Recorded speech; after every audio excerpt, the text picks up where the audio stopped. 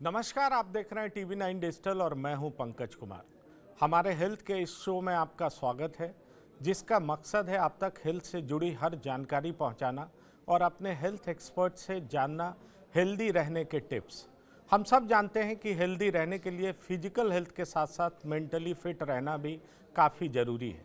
हमें physical illness तो दिख जाती है, लेकिन हमें मेंटल इलनेस का पता नहीं चल पाता है और मेंटली फिट कैसे रहें और मेंटल हेल्थ क्यों है ज़रूरी। आज इन तमाम सवालों का जवाब जानेंगे डॉक्टर संगीता शर्मा जी से, जो प्रोफेसर हैं और प्रेसिडेंट हैं Delhi society for promotion of rational use of drugs की। डॉक्टर संगीता, आपका स्वागत है हमारे शो में। Thank you. संगीता जी, मेरा पहला सवाल है कि मेंटल हेल्थ को सही रखने की ज़रूरत क्यों है और फिजिकल हेल्थ के साथ साथ मेंटल हेल्थ का ध्यान कैसे रखा जाए? मेंटल हेल्थ, अगर आप हेल्थ की डेफिनेशन देखेंगे तो उसमें शारीरिक स्वास्थ्य के अलावा मानसिक स्वास्थ्य की भी बात करी गई है। सिर्फ शारीरिक रूप से स्वस्थ होने से हम ये नहीं कह सकते कि हम हेल्दी हैं। तो हेल्दी कहलाने के लिए हमें बहुत शारीरिक स्वास्थ्य और मानसिक स्वास्थ्य की तरफ ध्यान देना पड़ेगा। मानसिक स्वास्थ्य की जब हम बात करते हैं तो हमारा मतलब है कि आपकी क्वालिटी ऑफ लाइफ कैसा है, आप सेंस ऑफ वेलबींग कैसा है, आप अपने आप को सोशली कनेक्ट कर पाते हैं कि नहीं कर पाते हैं, जो भी आपके लाइफ के फंक्शंस हैं या बॉडी के फंक्शंस हैं वो प्रॉपरली कर पाते हैं कि नहीं कर पाते हैं। तो क्वालिटी ऑफ लाइफ अच्छी होने के लिए मेंटल हेल्थ अच्छा होना बहुत ज़रूरी है। और आज के समय में मेंटल हेल्थ का इशू बहुत इम्पोर्टेंट हो गया है। जैसे जैसे हम मेट्रो सिटी में रह रहे हैं, हमारी जीवन की गति बहुत तेज हो गई है, हम लोग बहुत व्यस्त हैं और बिजी हैं काम में, परिवार भी छोटे होते जा रहे हैं, फैमिली सपोर्ट सिस्टम कमज़ोर हो रहा है। और ख़ासकर अभी कोविड की वजह से काफ़ी लॉकडाउन में रहने की वजह से, आइसोलेशन में, क्वारंटीन होने की वजह से इस तरह के काफ़ी मन में परेशानी कई लोगों के हुई। इवन नॉर्मल लोग जो थे, जो अदरवाइज़ पहले अपने आप को स्वस्थ महसूस करते थे, वो लोग भी स्ट्रेस्ड महसूस कर रहे थे इस दौरान पे। डॉक्टर संगीता, मैं ये समझना चाहूँगा, क्योंकि ब्रेन को कहा जाता है कि ये मास्टर ऑर्गन है और ये ऐसा ऑर्गन है जो शरीर के तमाम ऑर्गन को कंट्रोल करता है। अगर पिछले 2 साल की बात करें तो पिछला 2 साल काफ़ी तनावपूर्ण रहा है। कई लोगों ने अपनों को खोया है, कईयों की जॉब गई है। जाहिर तौर पर इन तमाम परेशानियों ने ज़्यादातर लोगों को परेशान किया है। क्या आप मानती हैं कि अगर ब्रेन सही तरीके से संचालित हो, अगर उसका प्रॉपर कंट्रोल हो, तो ये शरीर में बेहतर इम्यूनिटी भी दे सकता है और हमारे बॉडी के तमाम जो फिजियोलॉजिकल फंक्शन है और जो भी इंटरनल वेलबींग है, उसको अच्छे तरीके से रखने में मददगार साबित हो सकता है? पंकज, बिल्कुल ठीक कहा आपने। हमारे सारे शरीर की व्यवस्था हमारा ब्रेन कंट्रोल करता है। तो दोनों का हेल्दी होना और दोनों का आपस में आप क्या कहेंगे, समन्वय होना बहुत ज़रूरी है। और कोविड के दौरान कई चैलेंजेस रहे, जैसे कि अभी मैंने पहले बताया था, उसकी वजह से एंग्जाइटी हुई, लोगों को स्ट्रेस हुआ। अदरवाइज ये इमोशंस नॉर्मल हैं। हम रोज़मर्रा की ज़िंदगी में हम सभी किसी न किसी मात्रा में, अनुपात में इन इमोशंस को महसूस करते हैं। पर ये प्रॉब्लम तब बन जाता है जब ये परसिस्टेंट हो या एक्सेसिव हो या इरेशनल हो, तो तब इसको हम डिसऑर्डर कहते हैं। अदरवाइज तो अच्छा महसूस करना, कभी हम अच्छा महसूस करते हैं, कभी हम लो मूड कहते हैं कि आज हमारा मूड अच्छा नहीं है। पर ये अगर टेम्पररी है और आप इससे बाहर खुद से निकल पाते हैं तो नॉर्मल है। प्रॉब्लम तब होती है कि जब आप कॉन्स्टेंटली उस इमोशन में रह रहे हैं, यू आर फीलिंग लो, हमेशा ही आप उदास रह रहे हैं, या होपलेसनेस की फीलिंग आ रही है, वर्थलेसनेस की फीलिंग आ रही है, या कमजोरी महसूस कर रहे हैं, या आपको खाना पीना अच्छा नहीं लग रहा, किसी एक्टिविटी में मन नहीं रुझ रहा है, तो अगर ये परसिस्टेंट हो जाए तो ये प्रॉब्लम कहते हैं हम लोग उसको। डॉक्टर संगीता, आप इबास की प्रोफेसर हैं और जाहिर तौर पर वहाँ पर बहुत सारे लोग मेंटल वेल बीइंग के लिए जाते हैं, अपना इलाज कराते हैं। कहा यह जाता है कि हिंदुस्तान में तकरीबन 15 करोड़ से ज़्यादा लोग इस परेशानी से ग्रसित हैं, लेकिन समस्याएं ये आती हैं कि वो पहचान ही नहीं पाते, उन्हें समझ में ही नहीं आता कि वो इस तरह की बीमारी से ग्रसित हैं, मतलब उनका मेंटल वेलबींग अच्छा नहीं है। तो कैसे इसकी पहचान की जाए, कैसे समझा जाए कि लोग डिप्रेशन के शिकार हो चुके हैं, उन्हें डॉक्टर्स के सलाह की ज़रूरत है, उन्हें कुछ इम्पॉर्टेंट स्टेप्स लेने की ज़रूरत है? हमारे आपने सही कहा, हमारे समाज में ये बीमारी ये भी एक तरह की बीमारी है जिसमें इलाज की ज़रूरत है, आपको टाइमली हेल्प की ज़रूरत है। ये हम बहुत कम हमारे समाज में इसकी अवेयरनेस बहुत कम है। हमारे समाज में हम ये शकी है, या ये सनकी है, या ये जल्दी लड़ाई झगड़ा कर लेता है, इस तरह करके पहचानते तो हैं, पर वो ये अंतर नहीं कर पाते हैं कि कब ये नॉर्मल से हटकर डिसऑर्डर बन गया है, कब ये परसिस्टेंट हो गया है, कब ये मतलब उसकी रोजमर्रा की जिंदगी को अफेक्ट करने लगा है। ये अवेयरनेस हमारे समाज में बहुत कम है। हाँ, कभी कभी आप कभी बात करोगे, हाँ कभी कभी अपने आप से बात करता है, या अपने कमरे में बंद रहता है, ये ज्यादा लोगों से मिलना पसंद नहीं करता है, या उसको काम में रुचि नहीं रही है, पहले काम पे अच्छे से रुचि से जाता था, अब नहीं है। तो इस तरह के सिम्टम्स यही हैं। पर अगर वो परसिस्टेंट हो गए हैं और लगातार लंबे समय तक चल रहे हैं, ये नहीं रिकॉग्नाइज कर पाते।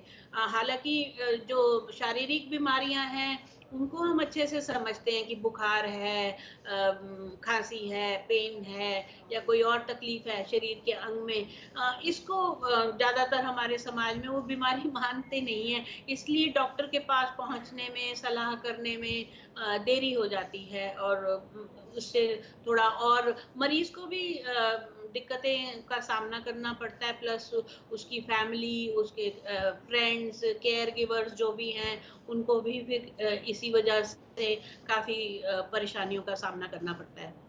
एक तरह से कहा जाए, क्योंकि आपने बहुत सारे ऐसे मरीजों को देखा होगा जो कि हेजिटेंट होंगे, वो हॉस्पिटल आना नहीं चाहते होंगे।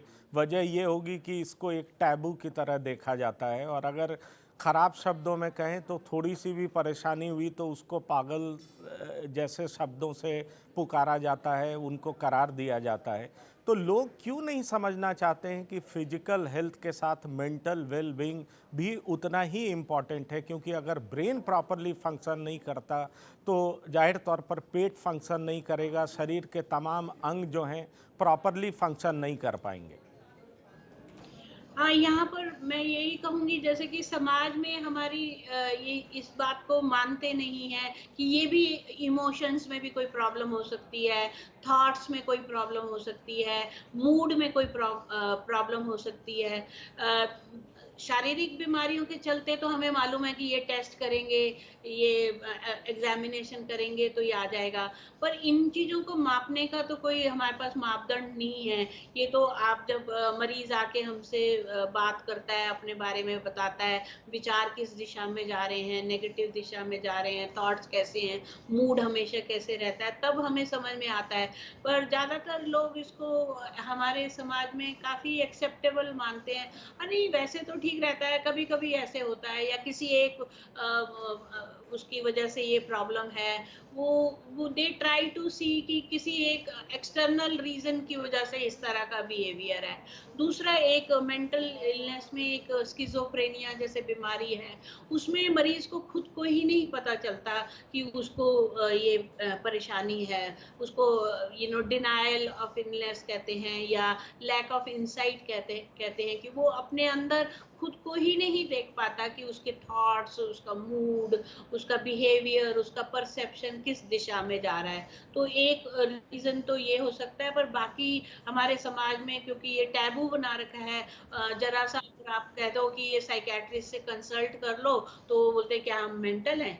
या इवन परिजनों से भी, केयर गिवर से कई लोग आते हैं, हमसे पूछते हैं कि तकलीफ तो बहुत है, हमारा मरीज बहुत परेशान है, सो नहीं पाता है, काम नहीं कर पाता है, पर वो आने को तैयार नहीं है। तो हम बोलते हैं कि आप हॉस्पिटल ले आइए, हम देख लेंगे। कहते नहीं, वहाँ आएंगे तो वो मतलब मेंटल करार दिया जाएगा। तो ये धारणाएं हमें बदलनी चाहिए, क्योंकि और इलनेस की तरह ये भी एक इलनेस है जिसका इलाज, जैसे आप स्पेशलिस्ट के पास, बाकी स्पेशलिस्ट के पास जाते हैं, ऐसे ही इन चीज़ों के लिए जो स्पेशलिस्ट साइकियाट्रिस्ट हैं, हमारे साइकोलॉजिस्ट, क्लिनिकल साइकोलॉजिस्ट कलीग्स हैं, ये पेशेंट की मदद करते हैं, ताकि वो अपनी रोज़मर्रा की ज़िंदगी में वापस आ सकें और जितना ज़्यादा नॉर्मल लाइफ कोशिश कर सकते हैं। अब तो काफ़ी इलाज, दवाइयाँ भी उपलब्ध हैं, जिससे ये मरीज़ बिल्कुल काफ़ी हद तक ठीक हो जाते हैं और अपनी नॉर्मल लाइफ की तरह जी सकते हैं। आपने अभी स्किज़ोफ्रेनिया की बात की, तो ये तो बहुत एक्सट्रीम कंडीशन है, पर मैं आपसे एक बार फिर से समझना चाहूँगा कि शुरुआती लक्षण क्या हैं? क्योंकि हम में से ज़्यादातर लोग अपने काम में बहुत ज़्यादा स्ट्रेस्ड रहते हैं, बहुत परेशान रहते हैं, तो हम में से हर इंसान को कैसे इस पर गौर फरमाना चाहिए कि कहीं हम इस बीमारी के शिकार तो नहीं हो रहे? कैसे हम में से तमाम लोगों को ये समझना चाहिए कि कहीं हमारा स्ट्रेस क्रोनिक स्ट्रेस में तो कन्वर्ट नहीं हो रहा है, कहीं ये स्किज़ोफ्रेनिया टाइप बीमारी में तो कन्वर्ट नहीं हो रहा है। इसलिए मैं आपसे ये जानना चाहूँगा कि प्रथम दृष्टया इसको कैसे पहचाना जाना चाहिए, कैसे समझा जाना चाहिए? देखिए, एक सीधा-साधा अगर मोटा-मोटा उसमें मुझे कहना हो, कई तरह की मेंटल प्रॉब्लम्स हो सकती हैं, पर अगर आप समझते हैं या आपके जानने में या परिवार में कोई ऐसा है, जो अपने मूड या थॉट्स की वजह से, बिहेवियर की वजह से नॉर्मल फंक्शन नहीं कर पा रहा है। जैसे बच्चा पढ़ाई ठीक से कंसंट्रेट नहीं कर पा रहा है, सारी सुविधाएँ और सारी प्रॉब्लम्स देखने के बावजूद अगर आप समझते हैं कि बच्चे की परफॉर्मेंस उसके लेवल के हिसाब से नहीं है, या सर्विस पे आप टिक नहीं कर, कई बार ऐसा होता है कि बिहेवियरल प्रॉब्लम्स होती हैं, तो एक जगह पे आप टिक के काम नहीं कर पाते हैं, या किसी काम में क्योंकि मन नहीं लगता है। तो अगर आपको कभी भी लगे कि ये हमारे नॉर्मल फंक्शन में इंटरफियर कर रहा है, नॉर्मल नहीं होने दे रहा है, और या आपके शरीर पे उसका बुरा असर हो रहा है, जैसे आपके दिल की धड़कन तेज चल रही है, शरीर में तनाव है, लगातार रह रहा है, आप लगातार ठीक से सो नहीं पा रहे हैं, आपको सोने में तकलीफ है, या जल्दी उठते हैं, या कुछ तरह की अजीब से मन में ख़्याल आते हैं, या दिखाई देता है या सुनाई देता है, तो सर्टेनली ये सारे फीचर्स हैं कि उसमें कुछ न कुछ मेंटल डिसऑर्डर है, और उसका इलाज संभव है। उसको अगर आप डॉक्टर के पास लेके जाएँगे, तो ज़रूर कुछ ना कुछ उसका इलाज होगा। और मेरा ये कहना है यहाँ पर कि जितना जल्दी आइडेंटिफ़ाई कर लें, उतना इलाज आसान रहता है। अभी हमारे समाज में हमने देखा है, हमारे यहाँ पर जो मरीज़ आते हैं, बहुत बुरी हालत में, जब तक वो बिल्कुल अपनी केयर नहीं कर पाते, सेल्फ केयर नहीं कर पाते हैं, अपना ध्यान नहीं कर पाते हैं, और बिल्कुल अलग-थलग हो गए हैं समाज से, या अपने शरीर पे भी उनका बुरा असर हो चुका है, तब कहीं जाके उनको लेके आते हैं। तो ऐसे में थोड़ा फिर इलाज थोड़ा देर लगती है और थोड़ा डिफ़िकल्ट हो जाता है। तो आपके थ्रू मैं सबसे यही कहना चाहूँगी कि ये भी जैसे फ़ीवर होता है, तो हम डॉक्टर के पास जाने से हिचकते नहीं हैं। हम उनको बताते हैं फ़ीवर है, पेन है, खाँसी है। तो इसी तरह से अगर इस तरह का विचारों में, थॉट्स में, मूड में, बिहेवियर में अगर आपको कोई भी प्रॉब्लम लगे, तो हिचक नहीं करनी चाहिए डॉक्टर से। समय के साथ अपनी, हो सकता है उनके पास बहुत अच्छे समाधान हों, आपको रिलैक्सेशन टेक्नीक बता दें, एक्सरसाइज़ेज़ बता दें, आपको स्ट्रेस फैक्टर्स हैं, क्योंकि हम सभी के लाइफ में कुछ ना कुछ तो स्ट्रेस फैक्टर रहते ही हैं। तो उन स्ट्रेस फैक्टर्स को कैसे डील करना है, ये सब हम मरीज़ को और मरीज़ के परिजनों को सिखाते हैं, तो उससे उनकी ट्रीटमेंट में काफ़ी मदद मिलती है। डॉक्टर मैं ये जानना चाहूँगा क्योंकि आजकल आईबीएस भी बहुत कॉमन है, इरिटेबल बाउल सिंड्रोम, और डॉक्टर ये कहते हैं कि आपके आपके आपका पेट में कोई प्रॉब्लम नहीं है, आपका स्ट्रेस क्रॉनिक स्ट्रेस में कन्वर्ट हो गया। और आईबीएस के पेशेंट्स अक्सर देखे जाते हैं, इसलिए उन्हें कोलोस्कोपी इंडोस्कोपी तक कराने की ज़रूरत पड़ती है। समस्या यही होती है कि कब स्ट्रेस क्रॉनिक स्ट्रेस में कन्वर्ट हो गया ये पता नहीं चल पाता है। तो क्या आपको लगता है कि ऐसे लोगों को फिट रहने के लिए ये बेहद ज़रूरी है कि वो मेडिटेशन और योगा पर ध्यान दें, ताकि जो अगर प्राइमरी स्टेज में उनका स्ट्रेस है, मेंटल इलनेस है, तो उससे उनको निजात मिल सकता है, छुटकारा मिल सकता है? हाँ, मेंटल इलनेस की 2 वजह हो सकती है। एक कई बार ऐसा होता है कि आपको कोई फिज़िकल इलनेस है, तो उसकी वजह से आप स्ट्रेस हो गए हो, तो इस तरह के सिम्पटम्स आ रहे हैं। कई बार ऐसी डायग्नोसिस हो जाता है जिसमें लगता है कि मरीज़ ठीक नहीं हो पाएगा, तो वो स्ट्रेस का कारण बनता है। पर कई बार दूसरी तरह से भी देखा जाता है, क्योंकि ये मरीज़ क्योंकि दिमाग में कुछ स्ट्रेस चल रहा है, तो उसकी वजह से वो ऐसा सोचने लगते हैं कि हमारे शरीर में, हमारे इस अंग में ये प्रॉब्लम है। तो दोनों तरह से देखा जाता है, और कई इलनेसेस ऐसी हैं जिसमें ये स्ट्रेस फैक्टर जो दिमाग में हमारे चल रहा है, वो प्रेज़ेंटेशन मतलब ऐसा होगा कि जैसे आपने ये बाउल सिंड्रोम की बात करी, तो इरिटेबल बाउल सिंड्रोम की बात करी, तो वो ऐसे प्रेज़ेंट करता है। तो ऐसे में जब आप पूरा कई बार पेशेंट इतना डिस्ट्रेस्ड है कि उसको तकलीफ है, पेट की तकलीफ है, वो लगातार बता रहा है, और आप इन्वेस्टिगेशंस करते हैं और आपको कुछ नहीं पता है कि इसका कारण क्या है, तो हम फिर इन इन दिशाओं में भी सोच विचार करते हैं कि कहीं कोई स्ट्रेस फैक्टर तो नहीं है जिसकी वजह से पेशेंट को इस तरह की सिम्पटम्स हैं।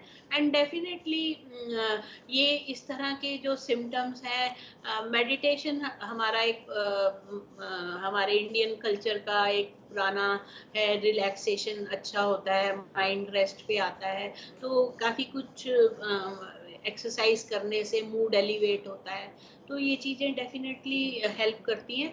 एंड रूट कॉज पता होना ज़रूरी होता है कि हमारे को किस वजह से कई बार कारण कहीं होता है और इफ़ेक्ट कहीं और नज़र आता है। तो हम लोग दोनों चीज़ों को मिला के देखते हैं कि ये जो इफ़ेक्ट हम देख रहे हैं, पेशेंट के सिम्पटम्स देख रहे हैं, इसका कारण कहाँ पर है? और अगर उसका निदान कर देंगे तो डेफ़िनेटली पेशेंट को हेल्प मिलती है। डॉक्टर संगीता, मेरा अंतिम सवाल है। कहा यह जाता है कि शॉर्ट टर्म मेमोरी लॉस की एक वजह विटामिन बी 12 की डेफिशिएंसी भी है, और माना यह जाता है कि जो वेजिटेरियन डाइट खाते हैं उन्हें विटामिन बी 12 मिलने के चांसेस बहुत कम रहते हैं। उनके फूड में बहुत कम ऐसा चीज़ होता है जो इस कमी को पूरा कर सके। तो क्या आपको लगता है कि शॉर्ट टर्म मेमोरी लॉस जैसे ही दिखाई पड़ने लगे इंसान में, तो उनको नॉनवेज ही खाना चाहिए, या वेजिटेरियन में क्या कुछ खाना चाहिए जो इस डेफिशिएंसी को पूरा कर सके? देखिए, डाइट हमारा वे ऑफ लाइफ है, अलग-अलग तरह के बिलीफ्स हैं, वेजिटेरियन होना चाहिए, नॉन वेजिटेरियन, ये एक पूरा अलग विषय है जिसके ऊपर घंटों फॉर एंड अगेंस्ट बात की जा सकती है, पर डेफिनेटली आपने ये बिल्कुल सही कहा कि वेजिटेरियन लोगों में विटामिन बी की डेफिशिएंसी हो जाती है, क्योंकि वो डाइट से पूरा नहीं होता है। नॉन वेजिटेरियन लोगों को अपने डाइट के थ्रू ये मिल जाता है, पर वही एक तो बैलेंस डाइट, मैं यहाँ पर यही राय दूँगी कि बैलेंस डाइट लेना चाहिए। सभी तरह के फूड खाना चाहिए, और विटामिन बी के सोर्सेज़ क्या हैं वो देख के, जैसे हम किस तरह से ये खाते हैं, जैसे फल का हम छिलका निकाल के खाते हैं, तो हमारे जो विटामिन्स हैं वो उस लेयर में ही होते हैं। तो अगर आप सेब काट छिलका उतार के खाएँगे तो उसका जो बेनिफिट है, जो विटामिन्स हैं या जो दूसरे मिनरल्स हैं, वो वहाँ से नहीं मिलेंगे। आटा जैसे हम बहुत पिसा हुआ, बारीक पिसा हुआ खाते हैं, तो उसमें जितना मशीनिंग करेंगे उतना लॉस भी होता है। तो हमें ये डाइटरी फैक्टर्स पे भी ध्यान देना चाहिए, और अगर लगता है इस तरह की प्रॉब्लम हुई है, तो तुरंत डॉक्टर से सलाह करें। आजकल तो drug levels, vitamin B levels measure भी कर लेते हैं, तो पता रहता है कि हाँ, इसमें कितनी कमी है। तो अकॉर्डिंगली आप उसको सप्लीमेंट कर दें, तो ये प्रॉब्लम ठीक हो जाती है। तो डॉक्टर संगीता, आपका बहुत बहुत शुक्रिया हमारे सवालों का जवाब देने के लिए और हमें मेंटली हेल्दी रहने के टिप्स बताने के लिए। शुक्रिया doctor Sangeeta. Thank you Pankaj. आपके माध्यम से मैं यही कहना चाहूँगी सबको कि आप खुश रहिए, खिलखिलाते रहिए, अपने परिवार परिजनों के बीच में रहें। तो जो लोग अच्छे वेल कनेक्टेड लोग होते हैं, खुश रहते हैं, पॉजिटिव लोगों के बीच में रहते हैं, उनको ये समस्याएँ कम आती हैं। और जैसे ही आपको कुछ सिम्पटम्स लगें, ऐसे आसार नज़र आएँ, तो डॉक्टर से मिलने में कोई हिचकिचाहट नहीं करनी चाहिए। धन्यवाद। तो इस तरह जो हम खाते हैं उससे हमारी फिजिकल हेल्थ प्रभावित होती है, और उसी तरह जो हम अपने दिमाग में फीड करते हैं, यानी जो सोचते हैं और जैसा सोचते हैं, उसका सीधा असर हमारी मेंटल हेल्थ पर भी पड़ता है। इसलिए हमेशा पॉजिटिव सोचिए और अच्छे विचारों को अपने मन और दिमाग में रखिए और हमेशा खुश रहने की कोशिश कीजिए। आज के लिए बस इतना ही। हमें दीजिए इजाज़त। हम कल फिर हाजिर होंगे एक नए विषय के साथ और नए गेस्ट के साथ। तब तक आप स्वस्थ रहिए। चलते चलते हम आपको बताना चाहते हैं कि TV9 डिजिटल के न्यू इनिशिएटिव की TV9 वैन के बारे में। आखिर क्या है ये इनिशिएटिव, आइए देखते हैं इस वीडियो में। Today, doctors are busier than ever providing care and advice to patients. And the reality is that an average patient now spends much more time in the waiting room than in the doctor's chamber. With such a captive audience, it's time to put their wait time to good use. Introducing TV9 Waiting Area Network that provides premium patient engagement experience through engaging and informative videos.